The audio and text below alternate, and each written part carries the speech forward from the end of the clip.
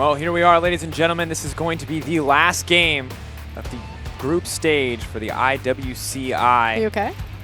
Blanked for a second on group stage. I almost said bracket stage again for the fourth time today. It's not the bracket stage. It is the last tiebreaker. And it's going to be Supermassive versus the victorious Hard Random.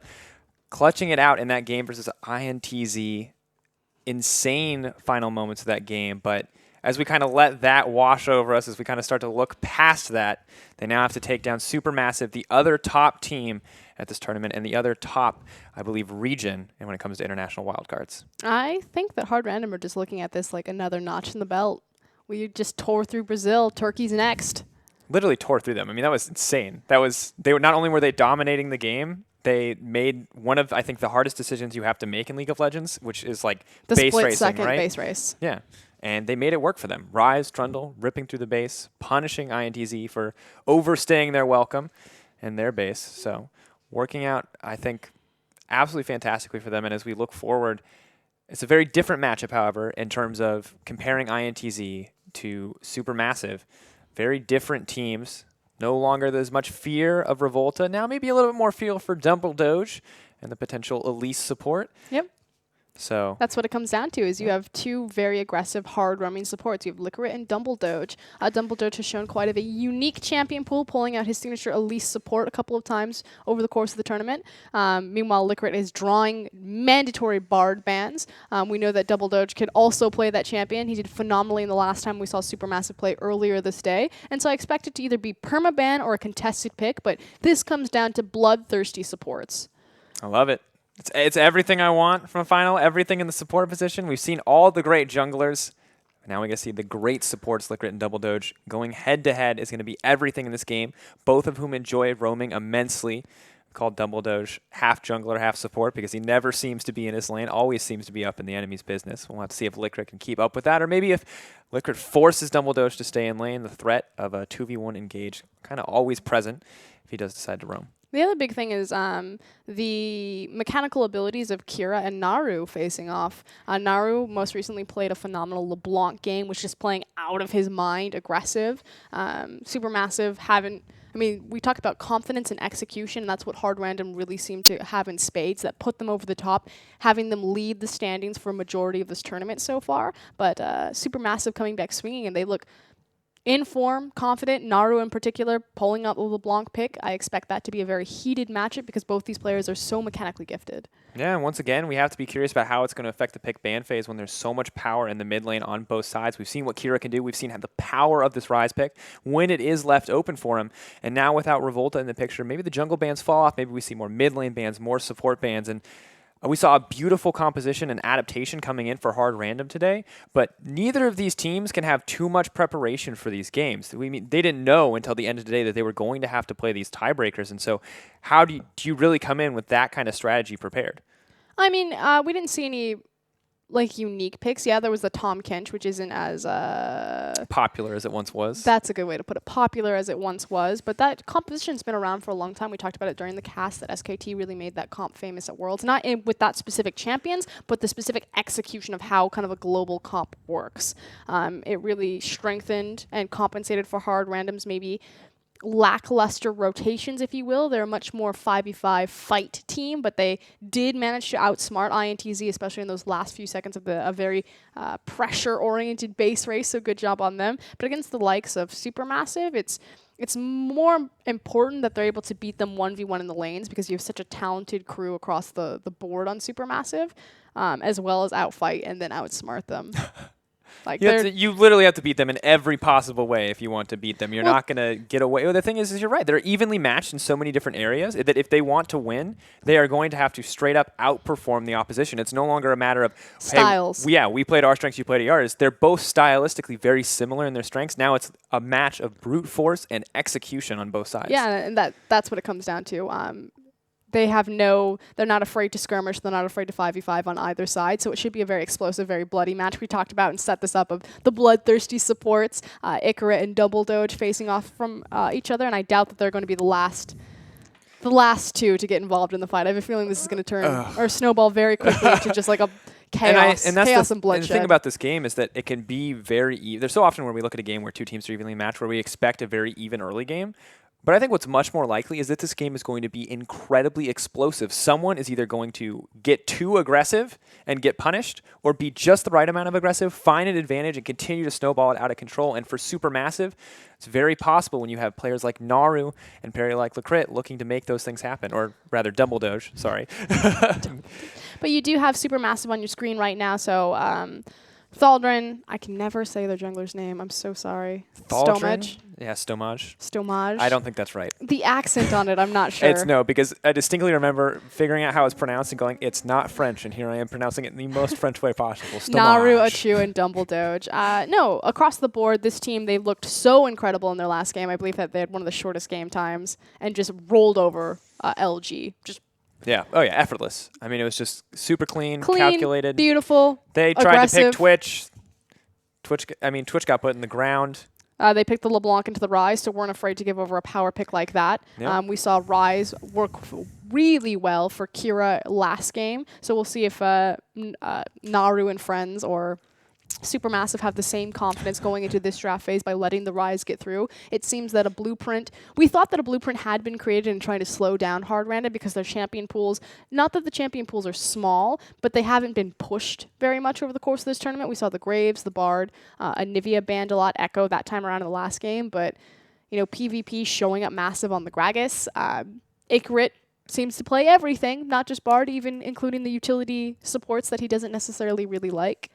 Yeah, I mean, it's interesting how diverse the champion pools have been for both these teams. But as you said, Hard Random not really pushed to jump out of their comfort zone overall. And Hard Random as a team, once again, these are the guys in a region, the LCL, that we did not expect to be a top contender. But here they are, time and time again. This is the second time where they have come out of nowhere and absolutely dominated the competition. And they're setting themselves up for success. High expectations from them from now on, because they may not have had much on them coming into this tournament, but they're doing their region proud. And now, when I think about international wildcard teams, I can't not think about Hard Random in the LCL. They are absolutely a powerhouse region. And once again, Hard Random are the best team. They have been referred to as the SKT of their region. But when I was researching on the region and reading up, they have a beautiful website, very similar to LOL Esports. You can use the translate to English function to help you out there. But one of my favorite articles, it was titled Blue Bull with White Horns. And it was like this idea of they're just this charging bull and they'll run you over. Dang. Yep. That's a great title, by the way. Blue Bull with White Horns. And I'm sure that there's probably some more finesse in the translation there, so apologies to whoever wrote that if we've butchered your title. But no, I read the article. It was excellent. Yeah, awesome. And I'm excited to see what this team can do with so much pressure on them now to get this first seed. And this isn't even best of 5. I feel like we're already playing the bracket stage, and we're not even there yet because we have to watch so many of these great best of 1s between these top teams, and it's an excellent preview for what's to come in this tournament. Yeah, and they're getting more exposure against each other because we are having overlapping tiebreaker matches. That's the big thing, especially between these 3 top teams, because there's going to be a high probability if they don't directly face each other going off into the bracket that they will face each other going further into the tournament, possibly even in the final. So having a few more games, a few more minutes of just, how does this team play? What do they like to do? What do their compositions look like? Again, how much can you take without giving anything away? Yeah, it's going to be really interesting. Of course, we're fighting for first and second seed here. So both teams are into the playoff bracket, so it's not the end of the day if you don't win. But winner here gets first seed and then presumably plays against Saigon Jokers. And Saigon Jokers not a team that you can really realistically assume are going to do poorly, but at the same time have looked the weakest out of the top 4 teams here because they have been plagued with inconsistency. And honestly, the mid laner Warzone also not really showing up for them either. It's also because the Saigon Jokers don't do the other things as well as these 3 teams do. So if you look at the 4 last standing teams, Saigon Jokers, Hard Random, Supermassive, and INTZ, all of these teams can 5v5. All of them can skirmish. They're very aggressive teams. They showed a higher mechanical ceiling than the rest of the wildcard regions kind of as a whole and have used that to brute force and abuse kind of weaker opponents. But the thing about Saigon Jokers is they don't have quite the same grasp on like you said, the consistency, individual decision-making and playing, but also the ability to play the map or the macro game. So we call it micro versus macro. Your micro is going to be very specific champion interactions, your mechanical ability, ceiling like that. Your macro is going to be your strategy, map movements, the bigger picture about how you're moving around composition-wise. And I think that's kind of why Saigon Jokers have fallen to that fourth place seed, still making the playoffs, so obviously doing a good job there, but just not as consistent as the other teams. And now the question is, we all know that all these teams can fight very well. The team fighting is strong. But who's the smartest? Who has the most compositions? Who's the most practiced and refined? And that's what we're finding out right now as we go into bracket. Yeah, of course, we're starting to get a good picture of that today. Overall, a Supermassive goes up against Hard Random. We've seen so many of the matchups we expect in the semifinals and finals already. So getting, as you said, a solid preview, more game time for each of these guys to look at each other, to try their best not to reveal any strategies, but they may have to give some stuff up if they want to secure that first seed, if they want to get that matchup versus Saigon Jokers. And, solidly winning here is very, very big for implications in the bracket stage. No, completely agree. It's now kind of a question on what is this draft phase going to look like? Yeah, I really want to see Hard Random. It sounds like I want to see what other comps they have because that one was so cool. I don't want to just see another, Sivir Maokai comp. Yeah. But at the same time, we're just ending the group stage. There's still so much tournament left to play. It's just very interesting to see how compositions have developed in this tournament alone. The priority suddenly placed more on hard engage, at least in the early days. But now that some of the teams that we're still figuring out and still struggling to find wins, now that we're just down to the top teams, suddenly the compositions are so diverse in how they want to be executed and how they want to play out the game. And while normally I would say Lysandra, Alistair, all these hard engaged champions should be priority, it's really up in the air now because they've found success on a wide variety of compositions across multiple different teams. And I think a lot of people have gotten used to the champion pools of their opponents, and it's coming back to more denial than it is necessarily denial and kind of comfort pick. Like we see the contested Bard pick. Yeah, I know. I was writing notes. You didn't see it, but he motioned to my paper. Good notes. Solid notes. Prepping. Yeah, and I want to know what else is in there, and I'm really excited now for semifinals. But at the same time, I wouldn't be surprised if we see something very standard from these teams. And I think that at the end of the day, whatever, I don't want to call them gimmicks, but whatever unique strategies you bring to the table, even if you don't show them today, it's still important to show that you can play a fundamental, clean games of League of Legends within the constraints of what we would consider standard picks for both these lineups. Yeah, no, you hit the nail on the head, and that's what it comes down to is the ability to clinically play the map or play the, identifying, I call it objective identification is telling exactly where you need to be at the map at the right time and identifying what is the easiest objective on the map, be that a monster or a structure objective to take, what's the safest one. Biggest difference between these two teams is how they categorize objectives, like what's the most important objective to them. If you look at a global context, which most people should be familiar with, it's look at China. Their objective priority is going to be monster objectives. They like the dragon and the Baron pit. They try to lure you into it, and they use that as an arena to fight in. If you look at Korea, they prioritize structure objectives, which makes sense because we're a structure-focused meta. It gives you global gold, whereas the dragon and the Baron gives you global gold, but obviously you can only take that after the 20 minute and that's mark. it's not quite as easy as taking a tower, right? No one's at a tower, you can take a tower. No one's at the Baron. They're going to make it to the Baron before you're done taking the Baron. It's not quite as clean of an option and so much more difficult to play around. But it goes a step further from that. We've seen INTZ in particular utilizing the blue and the red buff as smaller monster objectives. It's not just the dragon and the Baron. So if you're going up the tiers of where the wildcard regions have performed, it's like Japan. Japan really likes to use dragon and Baron as the big objective that this is going to be our arena. Come fight us on this. This is what we'll set up on. INTZ, they do that as well, but then they moved it up. Okay, now we're going to contest every single red buff and every single blue buff. And then you have teams like Hard Random and Supermassive who will also do that same thing, but then they take it up a step further. And it's now we're going to play around vision. I'm going to place this ward and you're going to want to deny it. And I'm going to abuse this information, this vision, and I'm going to engineer and manufacture a pick and a team fight around where I control this vision. And it's the tiers. And as soon as more teams can be consistent on not only is Dragon, Baron, Towers, Nexus objectives, but also pink wards, trinkets, blue trinkets, and smaller objectives too, as well as blue buff and red buff, and really contesting these. At some point, it's the Raptors,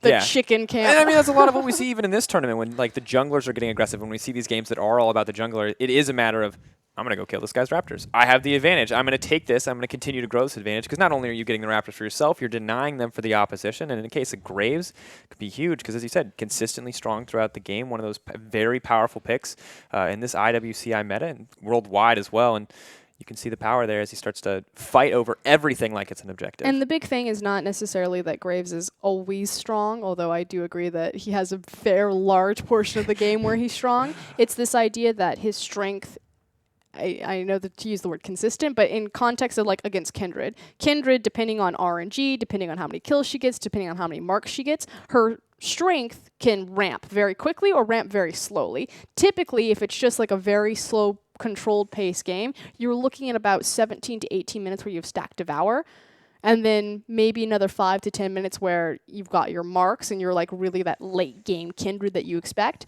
Whereas Graves is far more consistent. This is the time that I'm like, this is the itemization that I'm going to have. This is when it's going to be powerful. So you can expect that at this time, at these items, I am going to be Graves no matter what. Whereas Kindred could be like, guess what? I got a bunch of early kills and I'm suddenly a god. Or guess what? I 4 scuttle crab spawns, got it. Like free 4 stacks. Suddenly you're doing like 6% of their health or current health and damage. And it's just, Kindred can be, as you said, the RNG factor is there. But RNG aside, she's still a champion that takes a little bit longer to scale up, that has a lot more variables where, as we're talking about, Graves is just simply more consistent.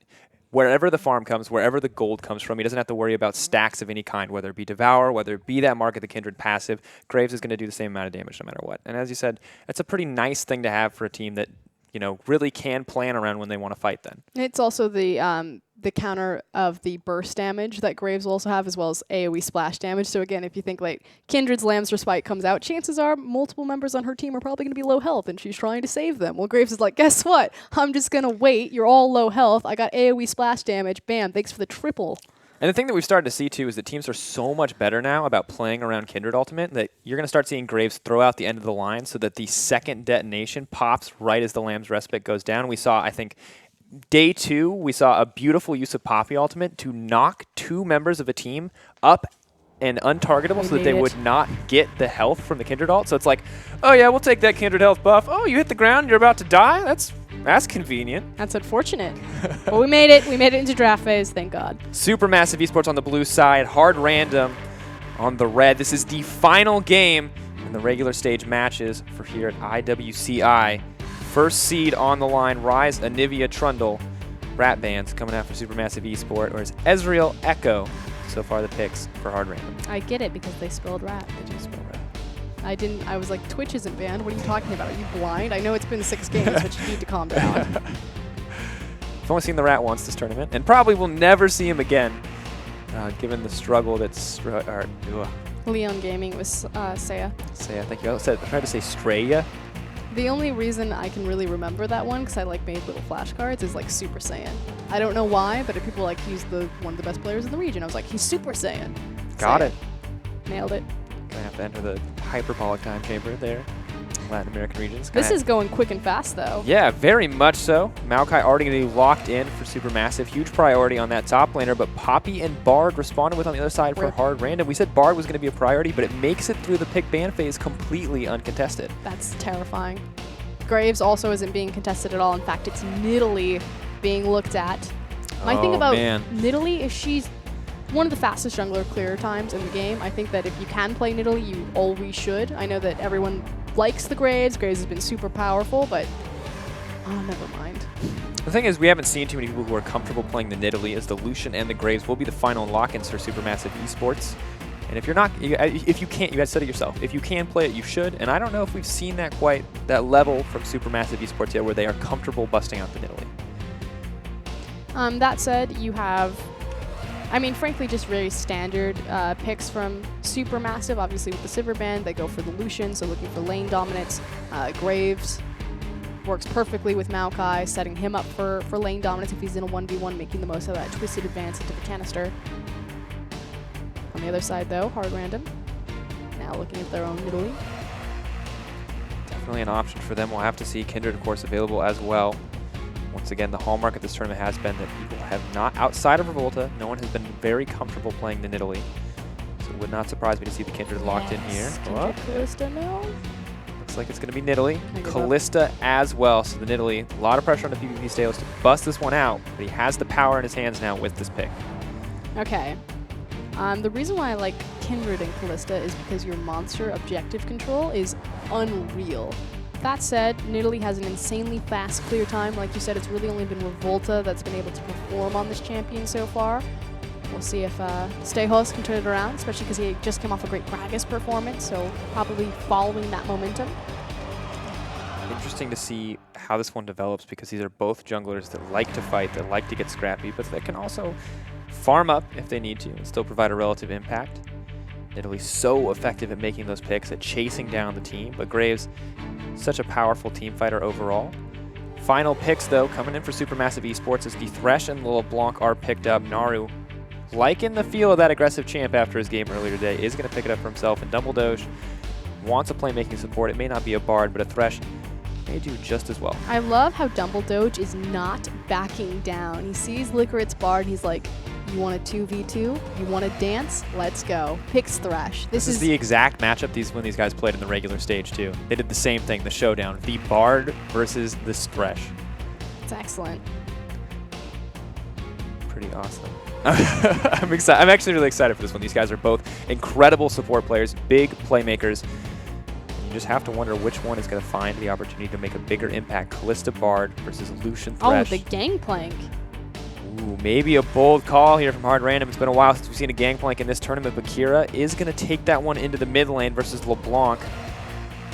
Eat some oranges, might be K. Taking the time to farm up as well, so interesting composition coming in here from Hard Random. A lot of power in the mid lane, but it's going to take a long time to get online. They have a lot of different tools. I mean, you have Siege potential with Nidalee, Gangplank, and Kalista. You have pick potential with Bard. Just kind of a really weird comp across the board. I'm curious how they're going to execute it. Like, all the champions are really good, but just how they fit together is interesting to me. On the other side, it's much more like a Siege 5v5 comp from Supermassive. You've got great Siege potential from LeBlanc and Lucian, just because the poke potential from LeBlanc when people are underneath tower to like distortion in and quickly distort back. Graves and Lucian, excellent at pushing towers. Obviously, you have non-committal CC in the death sentence from Dumbledoge versus hard flank CC from Maokai there.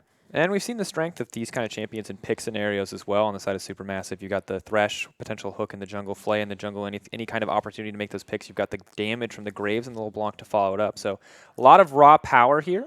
However, on the opposite side, as you said, the composition is not unknown. We know what it is, but we have no idea what they're going to do with it. They have decent objective control with the Cannon Barrage, or decent global, sorry, with the Cannon Barrage, with Bard for that long-range playmaking.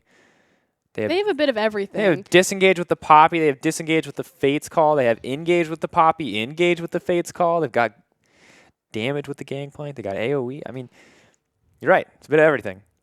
That's what's weird about it. It's really bizarre. It covers everything, and it doesn't just do like one thing really well. But here we go. This is the final match of the group stage, and we're playing for first seed. Supermassive on the blue side, Hard Random, right? Supermassive building up the pick and the siege potential, whereas Hard Random are looking to be the jack of all trades. Hopefully the master of them too. They can make this composition work. And we're seeing not a blind lane swap, but a very deliberate invade level 1 coming out of Hard Random. Clearly both teams taking this very seriously. We have not seen an invade like this almost for the entirety of the regular matches. And we talked about this, as I was saying before. I got the chance to chat with Carbon between games, and we were talking about why blind lane swaps are so popular. And the thing is in a level 1, you pretty much guarantee that the lane swap is going down because you put your wards down where you're getting the necessary information. In a blind lane swap, it's more so about putting the enemy team at a disadvantage because you're trying to send your support in to slow down the enemy jungler. Interesting now as Bard picks up that chime. We'll have to see how much he can slow down the opposition. The ward will spot him moving into the jungle. So they will be prepared for this kind of interrupt tactic. Thresh and Kalista, or sorry, not Thresh. Thresh and Lucian moving in as well. It's interesting how this is shaping up. Bard. This is frankly a massive error.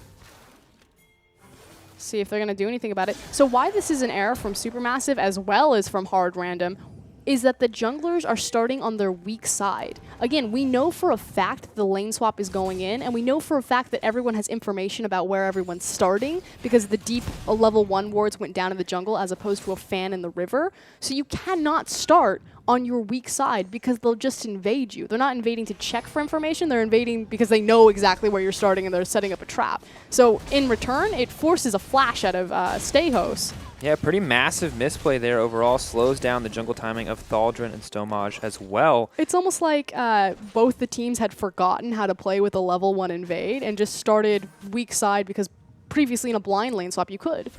Yeah, it's just very bizarre that these teams, but they're adapting to it anyway. Despite falling behind in the early game, they have shifted their attention back over this tower. They are back on track, but an interesting little hiccup there in the early game. Yep, fine now, but this is pretty standard. See who's going to... I mean, what's most important with the lane swap is not necessarily the tower going down, but who's going to be the primary benefactor of the tower, and if the teams will push through or what happens after the tower. Interesting overall. Of course, Lucian, as we talked about time and time again, that double tap passive, making it pretty easy for him to burn through these ones. And low health bars kind of across the board in this lane swap, not always something we see. Hard Random taking a lot in their brief exchanges there. Oh, great bounce here from Supermassive. Whereas on the other side, Hard Random taking a little bit longer. So again, we'll see if Supermassive get any sort of advantage over the small window of time where the towers didn't go down immediately. Likewise, Hard Random not getting near. Those creeps doing not enough damage as I thought. I was going to say not getting near the same sort of bounce, but in the end, they get a perfect bounce. Yeah, perfect bounce. Exactly what they wanted out of that situation. Steos, despite glowing that flash early, now doing very well to farm up. Already level 4, double buffs. This is the power of that Nidalee, like we talked about. Quick hop over the wall to make it out to safety. But this is the thing. So Supermassive have the advantage because they... Oh.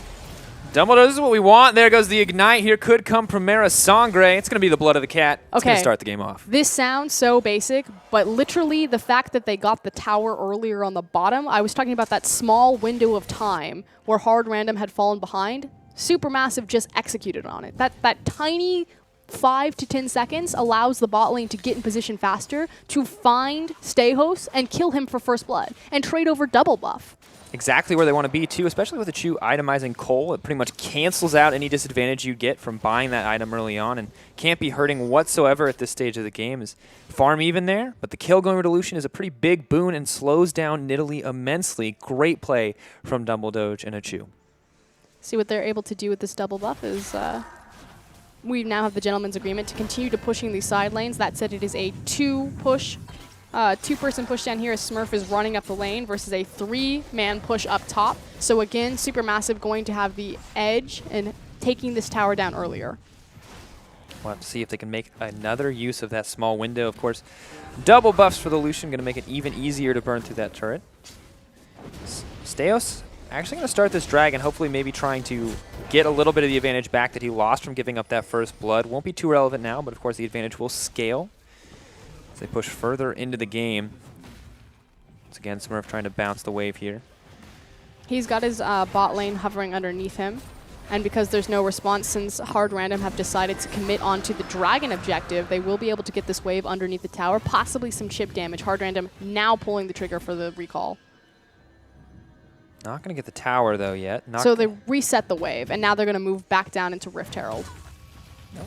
Good option here. Smurf starting to push in as well. Get that tower, get that pressure down. And look again, for Rift Herald. Just these small windows of time where Supermassive are just getting these tiny little organic advantages. Just actually outplaying the lane swap here and execution. It's earned them about a 1,000 gold lead plus the first blood. I mean, excellent play overall. We'll have to see what they do with this Rift Herald next, as they've been continually outpacing Hard Random. And if you get an advantage here with this Rift Herald, if you outpace someone, it turns into so much more when you have the power of that buff backing you up. Question about where that buff is going to be used. It did go onto the jungler. Typically when junglers do it, it's a bit more flexibility, especially early. You can consolidate that into your own jungle, speed up your farm. Graves is very good at that. Or you can use it to break freezes by going into one of these side lanes. Solid option here. Miracle just farming up. Crit kind of reduced to following him around, at least at this point in the game. 43 farm going over to the Callista. Small lead over Lucian in terms of the numbers there, but the gold still very much in Lucian's favor. Stehos was setting up for a gank onto the mid lane. Not a ton of kill pressure against the likes of LeBlanc, especially with Gangplank. Yeah, no real CC options there. A lot of damage. You're not going to be able to lock her down long enough to get it. The pink ward not going to get cleared out either, as Naru's starting to get a little bit more cheeky as he gets a few more levels in this lane. Suddenly double doge. Graves collapsing on the top side. Crit does have the magical journey. They've also pointed out Dumble Doge, so they know that he's here. Oh, here it comes. The stun's actually going to miss. Here comes the TP as well. This could be massive for them. Graves ult, or sorry, ult going down there overall. Gangplank against Flash. Not going to get knocked to the wall, but Seos is going to grab that kill. Good fight so far from Hard Random. Continuing to move forward, but it's going to be the one-for-one trade as they start to push forward. Is anyone else going to drop? Yes! Dumbledore is dropping as well. The Nidalee execution power is just too much for them, and a great little skirmish coming out from Hard Random. Again, Hard Random make the similar mistake that INTZ made against them, and that they don't gank the teleport. And by not ganking the teleport, they're simply just outmaneuvered globally on the map. The thing is Kira's TP wasn't used, but the global cannon barrage was. And so effectively, your GP gets to be there, but your LeBlanc is not. Yeah, and it makes a massive difference in, in that exchange, and especially in these fights that start to go on longer. That execution damage from Nidalee is just so potent.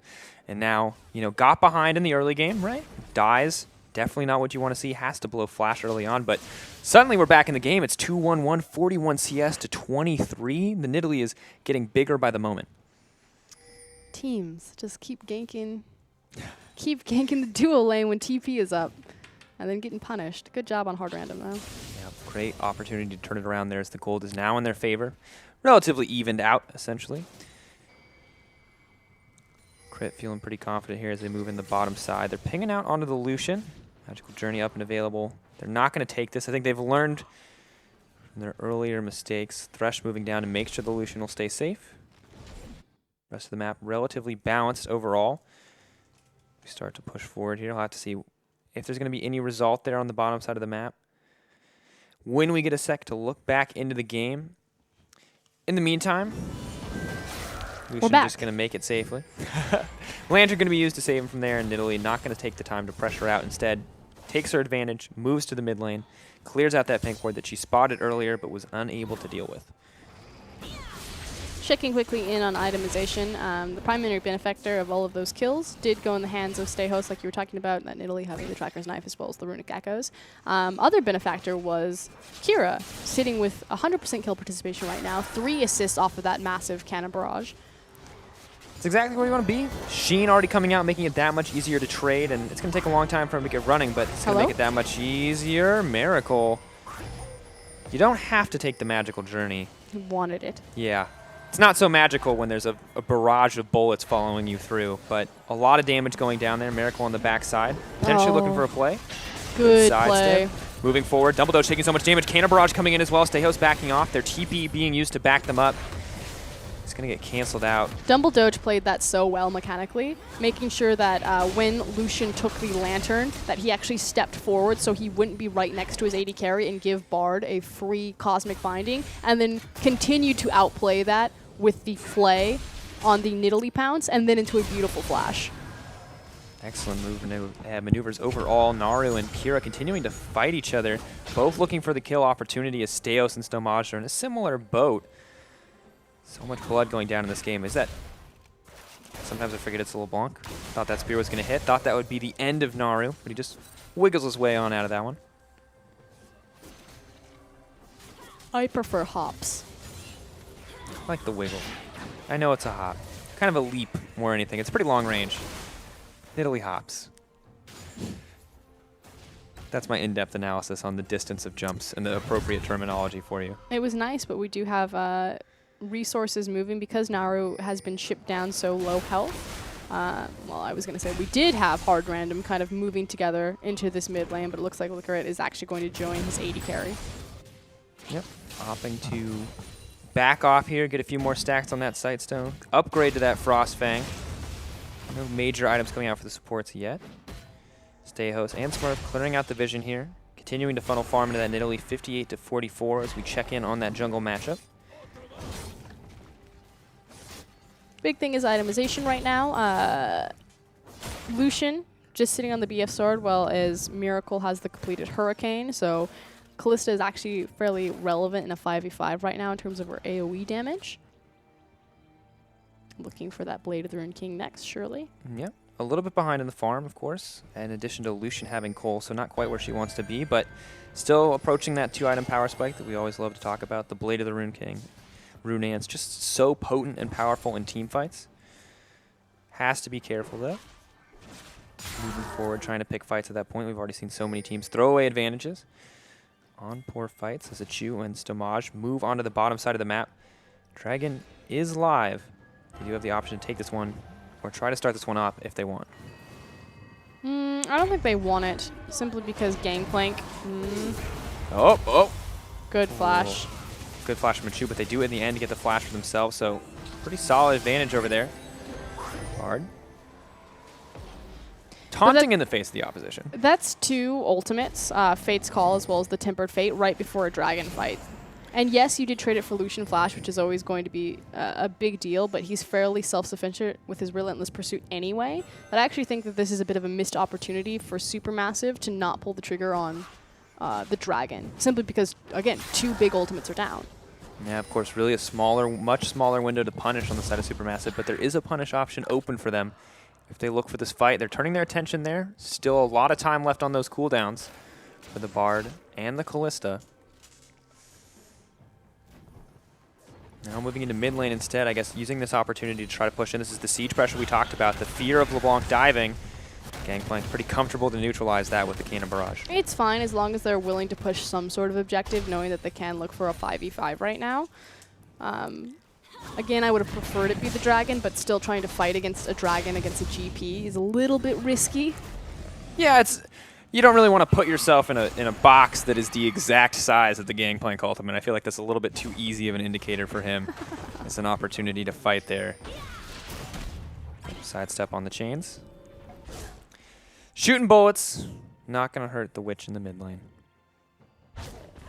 Meanwhile, top lane. Oh, not quite going to get it, but Smurf is moving in, and the Nidalee has enough damage to try to execute out here. Thaldrun flashing over the wall. Quick knock up, then knocked out as Steos will grab yet another kill, but Supermassive are quick on the response. Yep, knowing that the enemy jungler is top, they're going to quickly trade his life for the dragon and get back in position to make sure that no damage can go onto their tower. So did get a response, but obviously you'd rather your tree not die. Yeah, not so good. Of course, really, we just have to praise Steos. I was really questioning whether or not he'd be able to keep up on the Nidalee, as it's a pick that's been very risky for a lot of teams, but he's doing so well despite falling behind early. 3-1-1, working towards that Rod of Ages. And that fast clear speed coming in handy, 80 to 58 in the CS department. The biggest thing right now is that Stayhost is the highest level on the map. As a jungler, that's absolutely absurd. He's level 11 and his mid laners are level 10. It's so strong. Max level spear, max level takedown at this stage of the game. Graves just now hitting level 9. Only now getting the max rank Q for himself, and just, I don't think they could. A more powerful smite. Yeah. They have everything at their disposal with that Nidalee advantage. We'll have to see what they transition it into. And the Rod of Ages is now finished 15 minutes in. That is an excellent timing. Yep, pretty standard, which means that it'll be fully online around 25 minutes. Achu getting pretty cute. Nice little dodge there. A little bit late reaction time on Liquid, but nothing really at stake, so it's not going to matter too much in the mid lane. Although the mid lane pressure is continuing to come out now on the side of Supermassive. Gangplank not there to clear the waves. They may be able to get a lot of damage down here. LeBlanc's not there. Excuse me. Like you said, Gangplank. Oh, Stomage going to get caught up. Here comes the spear. Does he have the timing right? No. Small mistake. Binding still going to land, though, as they move forward. Dumbledore's trying to make his way through the Cannon Barrage there as Lacrit starts to move forward. He's not too tanky, but he is going to block up the culling. Little Sprinkler thrown out to deny some vision, and Supermassive are just going to back off. Naru coming for the flank, however. He's standing on a pink ward, so they do not see him. Moving in. Not going to have an opportunity. Not low enough health bars for him to feel comfortable. Really barely dodging out of the hook range. Supermassive just going to have to back off, but you can see how hungry for blood BVP is. Good job from Hard Random to stall out long enough to get Kira back in position, however. So now that the GP is in front of the tower, it means that Supermassive can no longer siege into that freely, which is why immediately they eject their members out into the side lanes. So now it's about, can Naru have kill pressure on Kira? I guess we're about to find out. It's nice a set of sights there. Blue Trinket coming out to spot him. Kira not taking any risks, and then Nidalee coming down to make sure that at worst it would be the one-for-one trade. But Stayhost has gotten up behind him. He went over the dragon wall. Naru has both of his distortions and his flash available, but if he tanks that Nidalee Spear, it can make a massive difference here. It's more so with the information that Naru has gotten 2 members bottom, can Supermassive take something else on the map? Oh, great hook, but the oranges are going to make it all okay. Here's the 1v1 we were waiting for. The Nidalee clearly could have taken down Graves, but the backup there from Supermassive denies the duel potential. That Nidalee crushed that Graves, by the way. That was one combo. Took him down to a 3rd health. If he had 2 more seconds alone, I think he would have been able to take him down. Level 12 to level 10. Not where you want to be. Itemization difference, of course, the Warrior Enchantment and the double longsword versus Rod of Ages Runic Echoes. And suddenly the siege is on from Hard Random. Good calling. A little bit blocked out by Nidalee there as Kira's looking pretty comfortable in this exchange. Moving forward onto Naru. Swap back. Flash! Does he think he can get this one? Yeah, it's because he's leading him up to a choke point. So the reason why Naru has to burn his flash right there is if he continues to run away, in that straight line, he'll have to go through the choke point because his distortion cooldown isn't up enough, and that's just free barrels. I mean, or even worse, a free cannon barrage. I mean, free trade of flashes there at the end of the day. Maybe a little bit more punishing for Kira, but Hard Random are now pushing in the mid lane, and a great sidestep on that hook. They're not going to get punished for it whatsoever. And we've come to a bit of a stalemate. Both these teams wanting to siege the last standing outer tower in that mid lane, but trying to siege into a Lucian calling as well as a Gangplank respectively. It's Naru trying to make plays on these side lanes to open up pressure for Supermassive, but Kira playing it very well. Thought we might see an explosive game. Looks like it might be a little bit longer, a little bit slower this time around. They're still trying to be very proactive and fight each other. It's just that no one's been successful in locking someone down, but there's been tons of action. Yeah, exactly, and I think that's the important distinction here is that they're not playing slow. It's that both teams are so good at what they're doing that they're not leaving the openings there to get punished. And I think that this favors Hard Random pretty heavily. Stayhouse has been a little bit more oriented on the power farming. Naru. 104. That's cheeky. Gangplank, 30 CS behind, but he's also Gangplank. And until we look at those gold numbers exactly, we can't be sure. And additionally, 3 assists. And this is the champion that wants to get to 6 items anyway. Yep. Very expensive build path. Does have the Trinity Force online for him, however. Moving forward, double longswords in there as well. Maybe looking for the Essence Reaver here. He starts to jump in. He wants the pink ward. The barrel being thrown down, I love that. Kira's like, if you come in here, I'm going to hit you in the face with this barrel, and you're not going to like it. One auto at a time, though. One cooldown at a time. They'll look for the engage here. Dumbledore's actually going to be locked up. They're going to have to commit to this fight. Once again, missing the timing on the Tempered Fate there as Lacrit is trying to make it out. Magical Journey going to take him to safety, but Naru dishes out too much damage. Support burned down in an instant. Naru making it over the wall. Smurf trying to find a way to disengage as Lucian gets another kill on the front side, and Hard Random, they've split up the team fight too much at this stage of the game. 2 already dead. Smurf potentially overstaying his welcome, but Kira's on the backside. 1 barrel drops. The second, not going to find a single target as the Maokai uses him as an escape option. Pushing forward, Hard Random keep looking for the fight, but Supermassive come out on top. MVP is that pink ward on the mid lane brush, however. The fact that Hard Random couldn't see who was in that brush allowed Naru to make these last-minute picks. Very, very good performance overall. Bard, Magical Journey comes out. LeBlanc immediately goes over the wall and just absolutely destroys him. It's the power of the pick, and the Bard, unlike the tanky supports we so frequently see paired with Kalista, just doesn't really have the luxury of getting thrown into the enemy team and feeling comfortable. I mean, he can, and then just immediately Magical Journey out. That's what happened. And then apparently sometimes there's a LeBlanc on the other side of the wall just ready to murder you. Hard Random, though. Gonna set their sights on this dragon. Try to get something back from that exchange. Moving forward, they will grab their first dragon, Naru.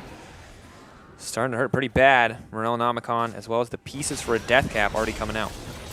And he's shadowing under to pick up the farm, which means he's not here to assist his team in stealing this or challenging this blue buff, but it will finally be the tower for Supermassive.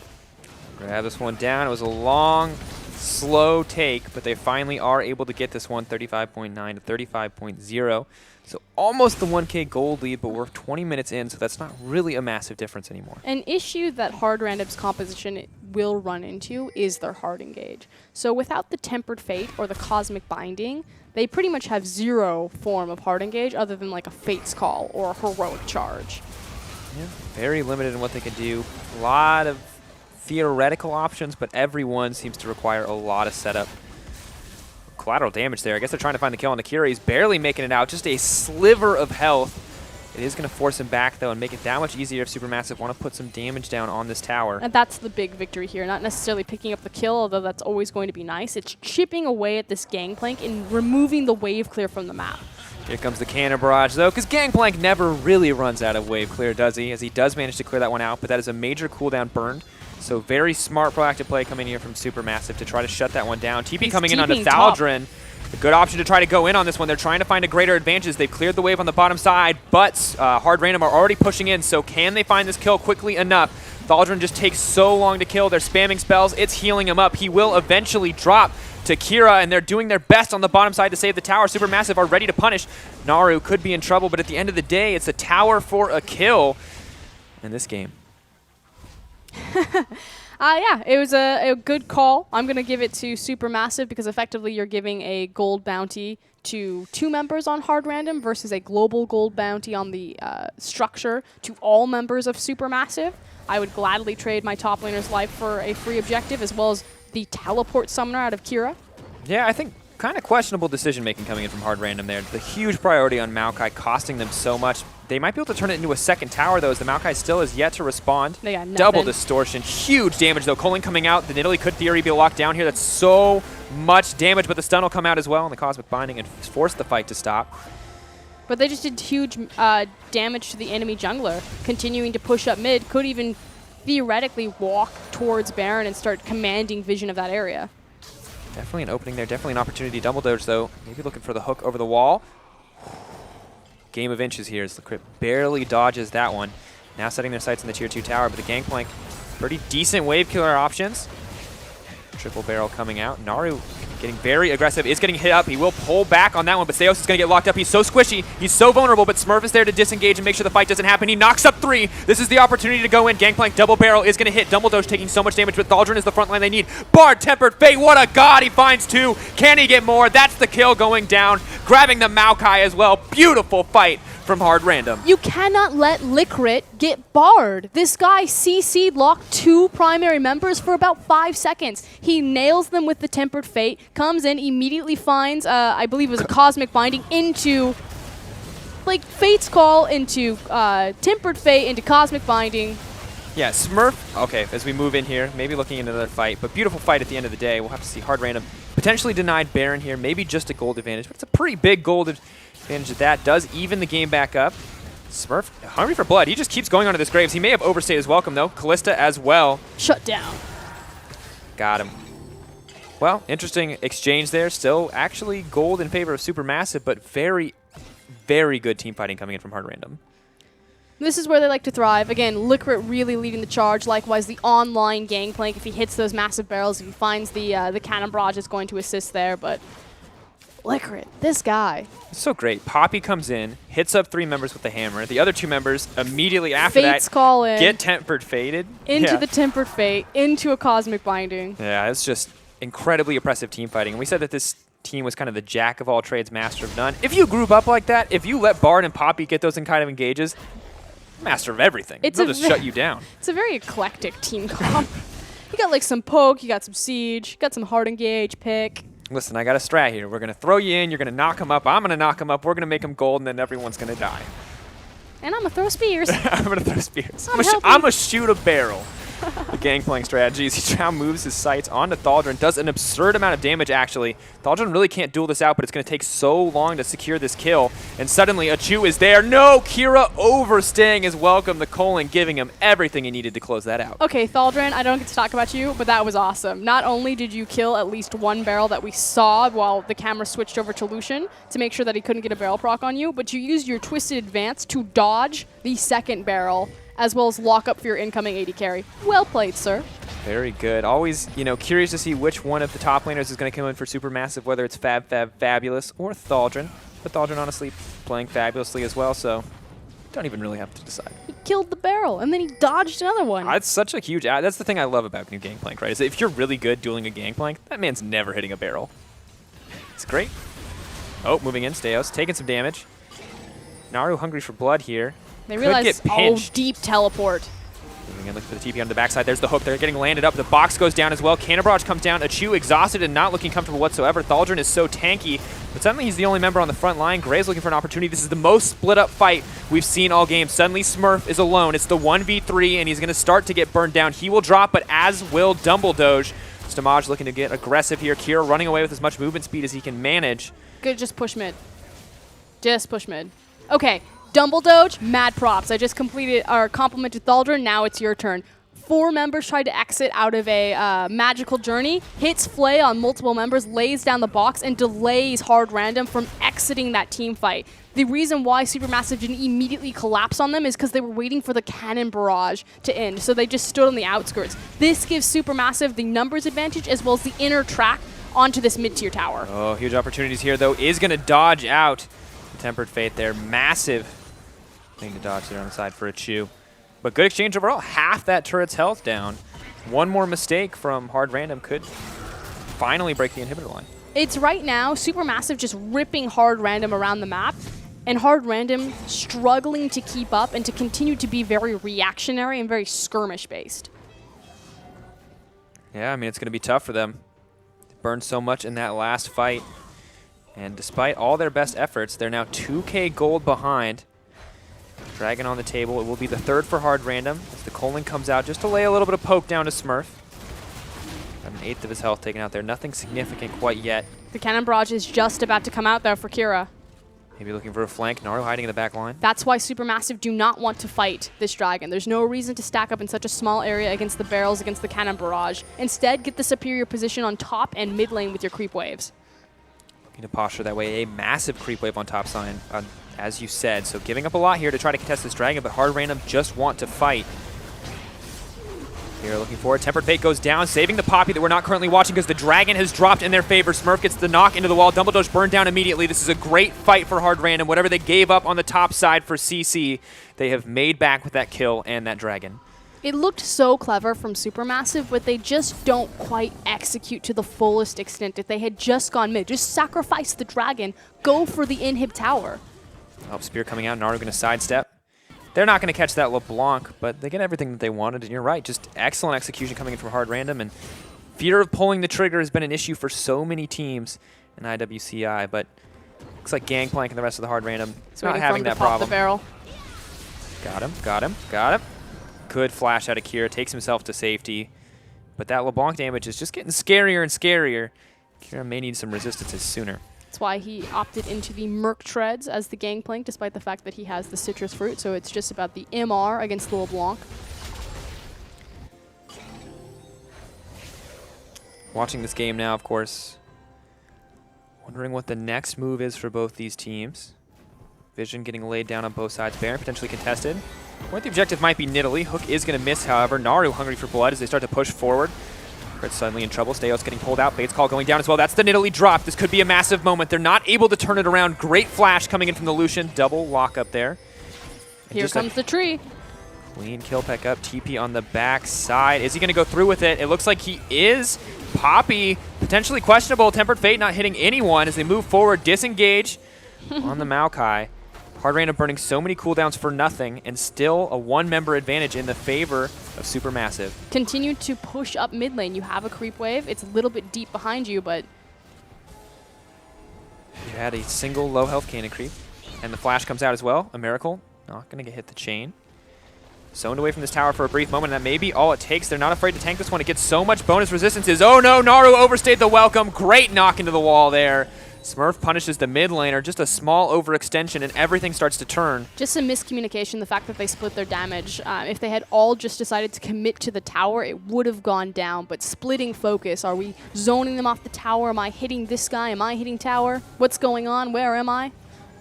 Hard Random have already shown us that they can pull the trigger, and if they can do it again here and secure this Baron, it'll be a massive advantage for them as Kira TPs into this one. 4 members descend upon it. Nidalee finally respawns and is there as well. Supermassive have to contest this one. Graves already burned Smite on the blue buff, however. Could be a huge mistake as they start to move forward. They're looking for that great play from Double Doge. Is a Miracle going to get burned down in an instant? The Graves just does too much. Smurf suddenly in the back line, but he's not even worried about the Lucian. Does finally get the knock into the wall. As they bring it into this one, Steos will not go down, but he finally drops in the end. Looking for the disengage, hitting one. It's the Graves all alone in the backside. Does he have the damage to flash away? Lifeline going to pop. He's got the lifesteal. Can he get the Poppy or the Bard as well? No. Bard gets the shutdown. What an absolute bloodbath. Keep moving forward. Dumbledoge will not die. He's stalling for Naru. Looking for an opportunity. Naru is on the way. Magical Journey going to take them to safety. Kira relatively healthy. 2 for 3 overall. 2 for 2. But that's the confidence that we were waiting to see from Supermassive. Smiting the blue buff, because you know that there's no way that you're going to be able to outsmite the Callista Rend, so you're not competing for the Baron. You're just going to rush in and kill them, and you need the CDR to do so. Yeah, solid choice. We saw how effective that Graves is. 4-1-3 now, despite falling behind the Nidalee in the early game. Nidalee so far ahead in farm for so long, but now 171 to 134 is the Graves. Starting to take the lion's share of the resources in terms of the jungle, and doing very well. Reset though, Achu very quickly trying to set up a slow push on the bottom side. It does give a window of opportunity for Hard Random to walk into this Baron pit and lay down vision, should they choose so. Temper Fate going down, snap back, pull back from the Lantern. Distortion. That was excellent, by the way. Just everything about that. Hop forward, hop back, Lantern back. We're good. Nice ult, friend. Decent damage coming in from the LeBlanc, but the combo's not going to complete, so. And it gives time, again, for Achu to set up the slow push on the bottom side of the map. So Hard Random. Oh, have to be careful. Dumbledoge potentially caught out. Dumbledoge is going to drop. Thresh down. Once again, Baron under siege as Hard Random may start to turn their attention elsewhere. Oh, moving forward. It's just the support, so they can't pull the trigger on the Baron. Not the worst thing to lose. The wave still building up in the bottom. Will still be them pushing in. 3K gold advantage for Supermassive, but getting picked off since the tempo is in favor of Hard Random. Chu forced to dash out there. Coling being burned, blocked out by Poppy, trying to get this wave here. Naro on the flank. Oh, knocked into the wall. That was a big mistake. Not quite quick enough on the trigger finger there to make that one work, as Smurf is ready now to dive the tower. Maokai goes in for the knockup. There's 2 knocked up by Poppy as they start to push back. The bloodbath continues, but Achu is just too strong. What an outplay. 2 kills in an instant. 3 as the triple goes over to Lucian. That's going to be Baron for Supermassive. And that looked like disaster as the fight continues. And Exterminio. An ace coming out of Supermassive very late in the game. They have their pick of any objective that they want on the map, and they're ramming it up mid lane. Hoping to find that inhibitor. They have a wave behind them. They're ready to take this. The tower was so low, it's regenerated a little, but they're going to be able to burn through this one quite quickly. Now taking the inhibitor as well. Maybe even looking for the Baron next. These mid-game death timers just so long. And finally, a very substantial advantage for Supermassive. 5K, 35 minutes into the game. And again, looked like disaster initially. The fact that Naru was caught by a great heroic charge against the wall coming in from the distortion. No one saw that. It's okay, buddy. Round just 2. Wait, we got him. You can just pretend you made it. The Lantern. It helps. Oh. Potentially hoping to shut this down. Is stalling it out. I think they can still take it, but Callista and Nidalee are on the way. They have to be careful. Teleport. Flank on the backside, but the teleport has been spotted out. They have to be careful here. Smurf is in. Home guard is denied by the LeBlanc, however. Is going to deny the Baron, but still the gold lead remains in favor of Supermassive. Going to compliment Supermassive, though, by deciding that the objective they were going to take after the team fight would be the inhibitor. Mid lane inhib doesn't give them the best Baron control as, say, the bottom inhib would, but it does give them another pressure point of the super creep wave. Oh, bye, Naru. To try to play with so they can get the Baron later on. Good option, of course. Hard Random. Making sure to pick up this dragon. Pushing it to their 4th dragon. This is pretty massive for them. Start to push forward into the game, and the itemization just continues to grow stronger for each and every member of every Kira. team. Run. Scared does have the Hex Drinker. Was that sweet BM on the sit down on the stool there? Either way, Kira making it out just fine. Throws out a stool, feeling pretty cozy. PvP Stayhouse continuing to clear out the jungle, and the map once again looking relatively even. Immediate pings going out, however. Kira is sitting on base, has his TP available, is now choosing to exit with the home guard. But both teams, this could be it, the last team fight. Forward, Gangplank throws down the Cannon Barrage, making sure to deny the Baron option. But not too much damage sustained, and they can just... That's a big ultimate, though. Very crucial for these coming team fights as Nara starts to feel pretty confident, throwing down the second chain, looking Smurf for the caught. disengage. Great hook coming in. Can they blow up Smurf? Excellent Mikhail's Crucible to save the day on that one. Now just backing off, exchanging cooldowns, no commitment from either team quite yet. Naru, though, does have the pressure point in the mid lane because he will have a super creep wave behind him, which allows Supermassive to get back onto the Baron. Naru is behind enemy lines. Steos is alive and healthy. He can look for the steal. The Baron is slowly burning down. Looking for the barrel in. There goes the Tempered Fate. Now hoping to find the engage. Colin coming out, dishing out a lot of damage. Smack into the wall. There's a Chu in trouble. He is zoned out of the team fight. Kira suddenly so low. The Graves takes out the Gangplank. Jungler taking down the mid laner. Naru hungry for blood. He's going to grab another one. What a phenomenal play. Exhaust not enough. Smite it or stopped by his own clone though, but it's not going to be enough as Bard finds the kill. And Supermassive clean up the team fight. One more ace to close out the game. Beautifully executed there. Frankly, Hard Random just mismanaging their cooldowns on specific targets. The fact that the Tempered Fate was used on the Baron as opposed to trying to lock people into the pit and allow his team a superior position might have cost them the game. So risky. Heal comes out to close this one out, making sure they can burn down these towers. There's no more time. And Supermassive, without a doubt, secure the top seed and will move on to face Saigon Jokers this Friday. What an insane game, and what a masterful performance from Supermassive. What a masterful performance from either team. Want to really give props to Naru and Dumbledoge in particular stepping up, although it was a team effort across every roster. Of course, Dumbledoge, doing well, getting aggressive with those hooks. Naru finding these opportunities. Oh, he did so much work in very key team fights. Yes, he got picked out a few times, but in particular, that flay into the death or the box to stall out the Bard magical journey was brilliant. His team got so much off of that. And really, Graves as well. We saw the Nidalee get so far ahead in the early game, and I was quick to praise Steos. And Steos did play very well overall, but at the end of the day, Graves in those team fights, dishing out so much damage, closing out so many kills, and doing so...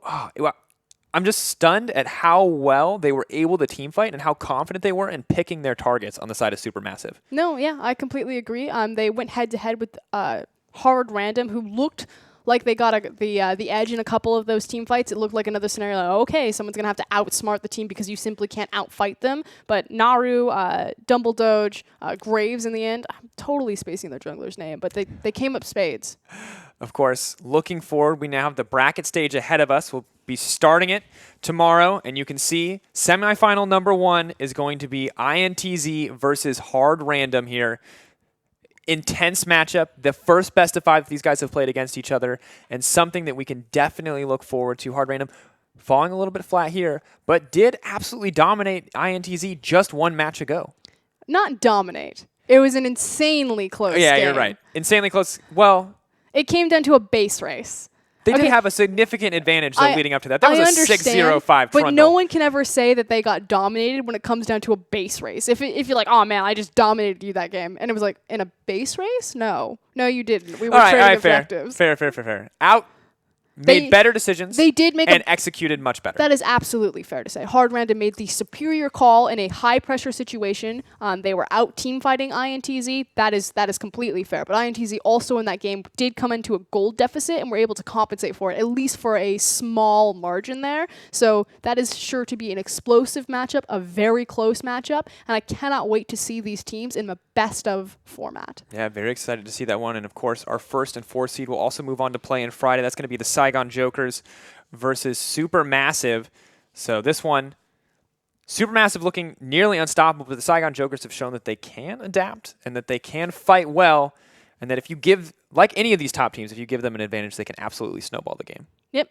It's big 5v5, but the thing is Supermassive just looks so on point right now. Their map play, their team fighting, their skirmishing, there's playmakers across the board again. The entire roster is really stepping up at individual moments there. So Saigon Jokers, they're great at the skirmish, the reactionary play, but they fall slightly short when it comes to making these really high pressure decisions on map movements. Yeah, we're going to have to see. Hopefully they have a little bit of time to adapt that. They have the flexibility of a best-of-5 series to kind of move and adapt as the series goes forward. And it still remains a question mark for both teams. So while Saigon Jokers absolutely are the underdog in this set, they still do have a lot of opportunities to adjust and can definitely take the set if they find a way to adapt and to kind of evolve faster than Supermassive in this set overall. The question for me in Saigon Jokers versus Supermassive is going to be the mid lane matchup. Naru, again, pretty much on point with that LeBlanc. Came up huge in the last team fight. You have two mid laners for Saigon Jokers, and it's kind of like who's going to show up, who's going to have the better matchup there. Yeah, I don't think we'll see Warzone again, but there's also a lot from this guy that I don't think we've seen quite yet, and especially with Naru's proficiency on Assassins, it may make sense to put him up against someone with a little bit more Assassin potential, an area that Warzone just isn't quite as comfortable with. But once again, you have that flexibility in a best-of-5 series. It's rare that other teams have experience playing against that because while the sub position does exist within League of Legends, how many teams realistically have used it well, or I mean even at all over the years? I can think of a few in China. And one in Korea. That's true. One in Korea. SKT. Shout outs to the boy Easy Hoon, now in China. No,